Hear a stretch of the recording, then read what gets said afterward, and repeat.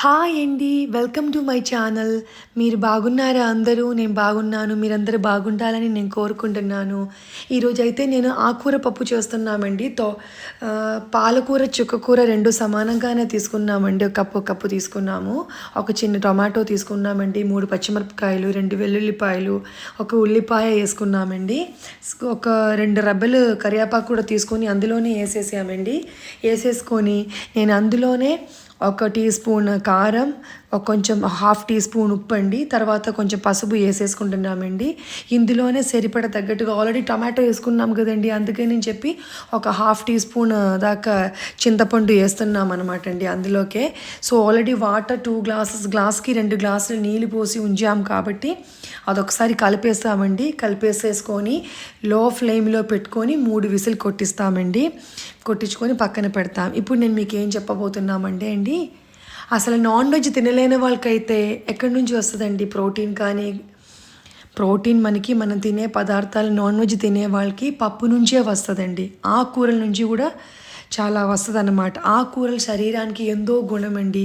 Calcium ఉంది, iron ఉంది, మన శరీరానికి కావాల్సిన లవణాలు ఉన్నాయి, వైటమిన్స్ ఉన్నాయి, కంటి చూపుకు కావాల్సిన వైటమిన్ ఏ ఉంది, సోడియం ఉంది, అలాగా అన్ని లవణాలు ఆకుకూరలో ఉన్నాయన్నమాట. సో 3 విజిల్ వచ్చేసిందండి, అయిపోయింది.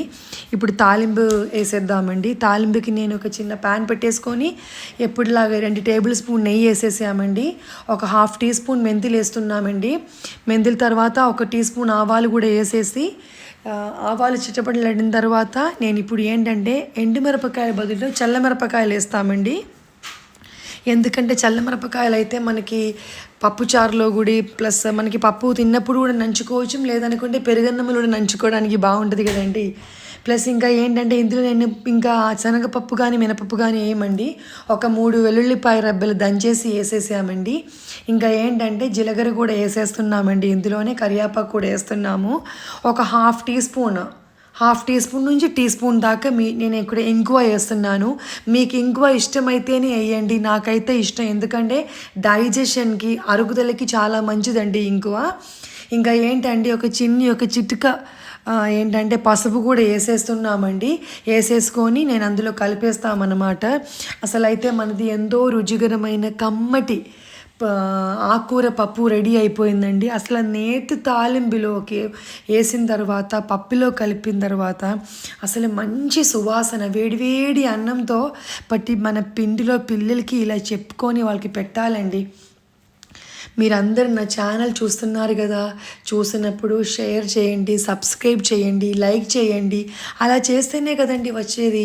లేకపోతే మీకు నా ఛానల్ మీకు చూడడానికి అవ్వదు కదండి నేను మీకు వీడియోస్ పెట్టినప్పుడు. థ్యాంక్ యూ అండి.